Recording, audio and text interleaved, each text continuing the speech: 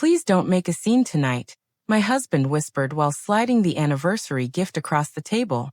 I opened the envelope and froze. Across the room, his sister smirked. Go on, she said. Read it out loud. I didn't realize yet that the real surprise was still coming. My name is Natalie Carter. I'm 36 years old. I've been married for 10 years, and in that time, my husband and I built a modest, stable life together. Nothing fancy, nothing extravagant, just honest and real. I work as a freelance editor, which is a job his family has never taken seriously. They call it a hobby that barely pays. They say it like it's a joke, but the sting never fades. His family comes from an old, comfortable middle-class background. They have the kind of quiet money that makes people feel superior without ever having to say it directly. And from the very beginning, they treated me like I wasn't good enough to sit at their table. They always favored his younger sister, Lydia. She was the one they praised endlessly, the one who could do absolutely no wrong in their eyes. For years, I tried to keep the peace. I showed up to every dinner, every holiday, every birthday. I smiled through the subtle insults, the little jokes about my job, my background, my quiet personality. I swallowed it all because I thought that's what love required. I'm not flashy or loud. I never have been. I wasn't rich or glamorous, but I had something they didn't expect. The anniversary dinner was supposed to be a celebration. Instead, it became the night everything changed.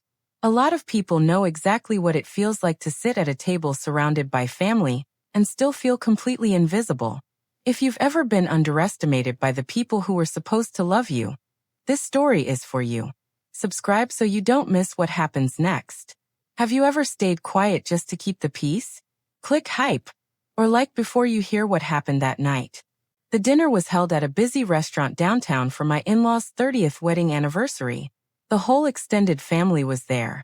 Aunts, uncles, cousins, neighbors who might as well have been relatives. The tables were pushed together in a long row, covered with white cloth and candles. The smell of garlic bread and roasted meat hung heavy in the air, mixing with perfume and cologne and the sharp clink of wine glasses. It should have felt warm. It didn't. Lydia stood up halfway through the appetizers and tapped her glass with a fork. Everyone listen up. We have a special surprise gift for Mom and Dad tonight. She was grinning like she'd rehearsed this moment in front of a mirror.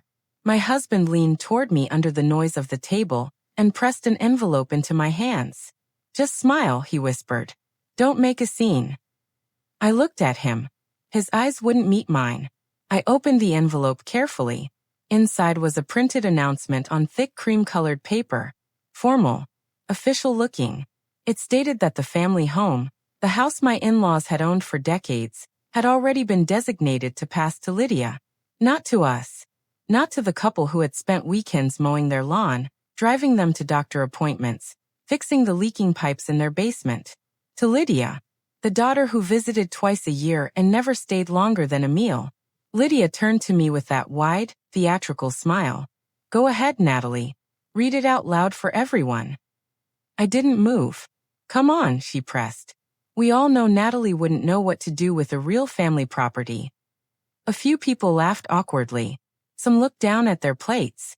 My husband sat perfectly still beside me. He said nothing. Lydia kept going, explaining to the table that my husband and I would instead receive sentimental items someday. Photo albums. Old furniture. Things with emotional value but no real worth. She said it sweetly, like she was being generous.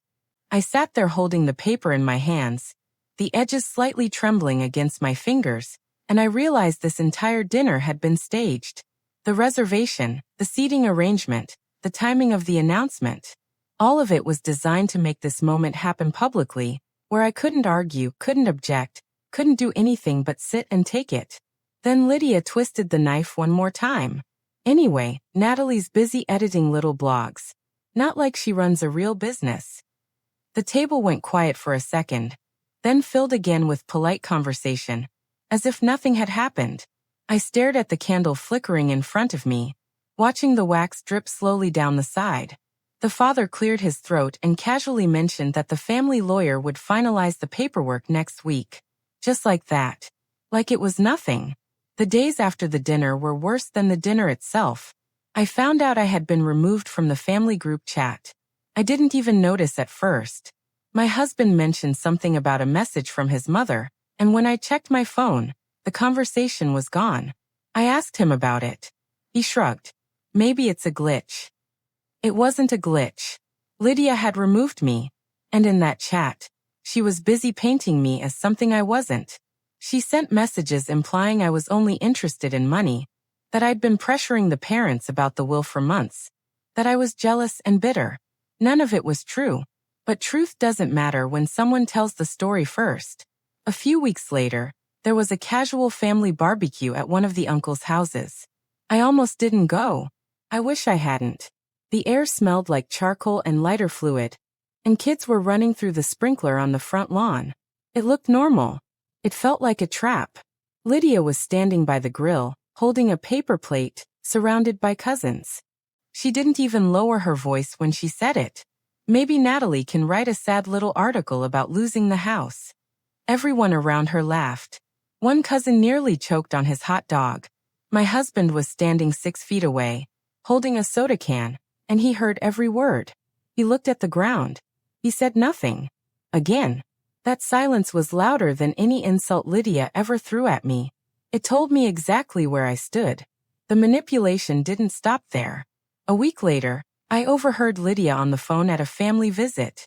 She was talking to a relative, and her voice carried through the hallway like she wanted me to hear. Natalie has been pressuring Mom and Dad about the will for months. It's honestly so uncomfortable. She makes everything about money. I stood in the hallway, my back against the wall, my heart slamming in my chest. That was a lie. A complete, deliberate lie. And it was spreading. Relatives I barely spoke to started looking at me differently. Conversations stopped when I entered rooms. Invitations became less frequent. I was being erased slowly and carefully from a family I had given a decade of my life to. At first, I withdrew. I stopped going to events. I stayed home and worked. I barely talked to anyone. But in the quiet, I started noticing something interesting. Lydia had this habit of mocking online writers and bloggers at every gathering.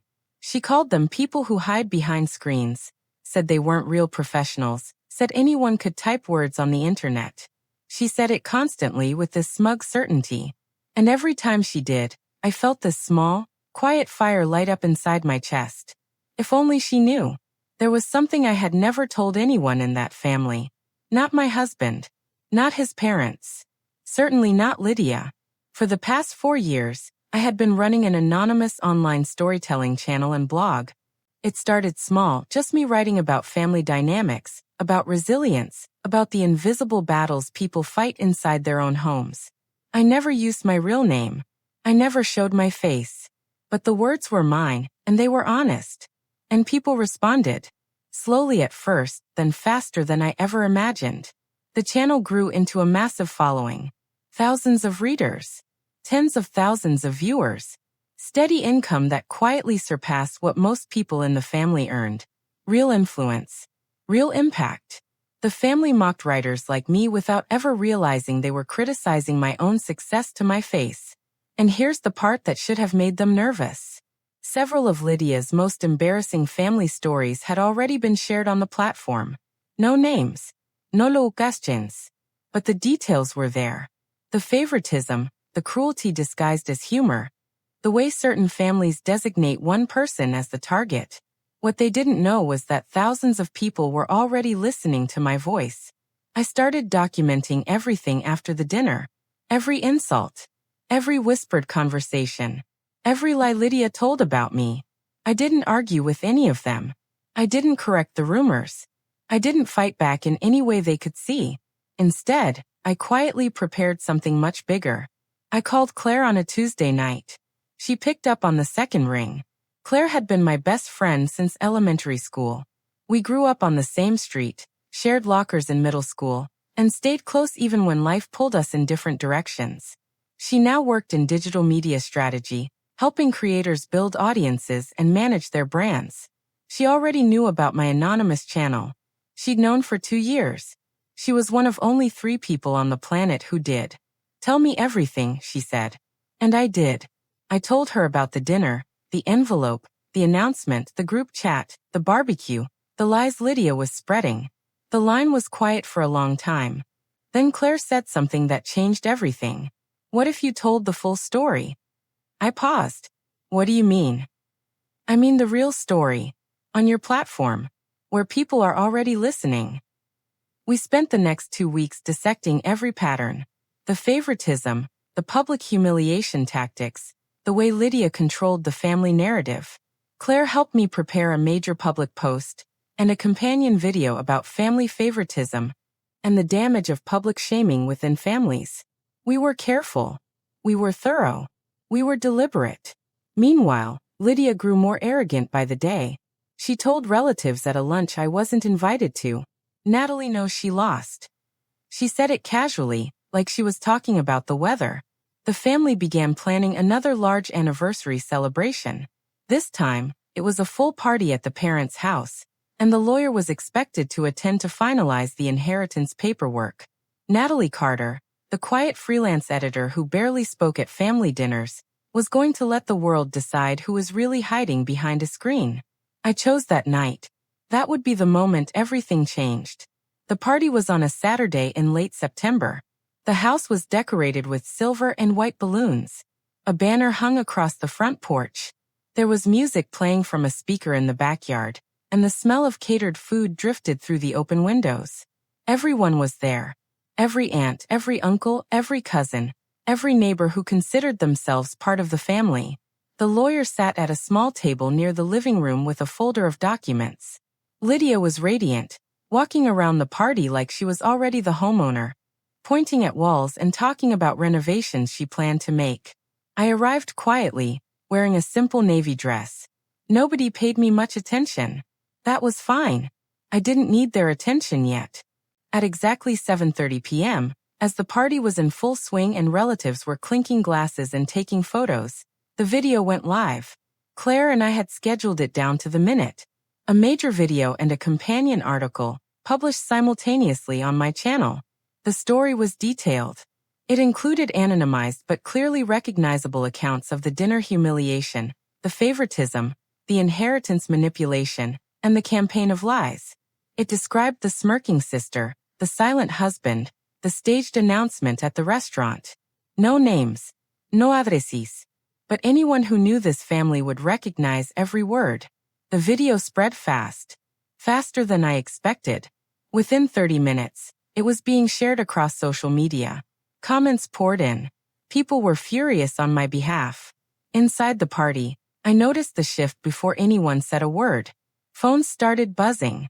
People stepped away from conversations to look at their screens. A cousin near the kitchen table looked up with wide eyes and whispered to the person beside her. "Isn't this about our family?" The whisper moved through the room like smoke. Lydia noticed the change in energy. She grabbed her phone. I watched her face go white, then red, then white again. She looked up and found me across the room. Her mouth opened, but nothing came out for a few seconds. Then she stormed toward me. "You humiliated us online," she shouted. Every head in the room turned. The music suddenly felt too loud. I looked at her calmly. My voice didn't shake. "No. I just told the truth." The room went completely silent. Someone turned the music off. The biggest shock came when a cousin asked who ran the channel. I didn't hide it. I told them.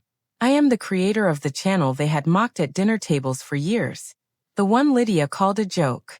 The one with more followers than their entire social circle combined. Even my husband stared at me like he was seeing me for the first time.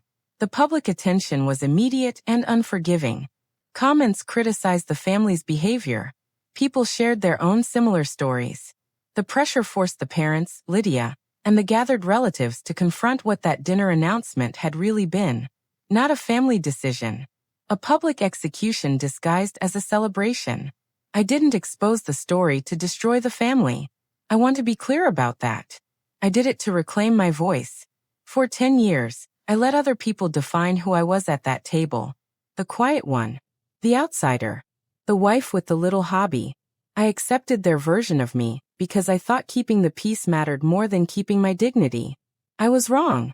The public backlash forced Lydia and the parents to face real criticism from their own social circles. Friends asked questions. Neighbors looked at them differently. The carefully constructed image of a perfect family cracked wide open. And for once, I wasn't the one being blamed. I decided I no longer needed their approval. I didn't need the inheritance either. My online platform continued growing, bringing speaking invitations, publishing deals, and opportunities one had never dared to imagine when I was sitting quietly at that restaurant table. My husband began questioning the family dynamic for the first time in our marriage. Whether that leads to real change, I still don't know. But at least the silence is broken. The quiet person at the table is sometimes the one people underestimate the most. They thought I had nothing to say. They just didn't know how many people were already listening. If you've ever been humiliated or belittled in front of family, you know exactly how that moment burns. It sits in your chest and stays there long after the dinner is over. No one deserves to be treated like a joke at the dinner table. No one deserves to have their dignity taken from them in front of a crowd. If someone ever embarrassed you publicly, I want to hear your story. Subscribe and share it in the comments. Your voice matters here, and this is a place where it will be heard. Click hype to help this story reach others who need it. Your story has power. If you felt a connection to mine, please subscribe and share your journey in the comments. Every hype you give this video helps empower someone else who feels unheard. Thank you for being here, for listening, and for supporting stories that deserve to be told.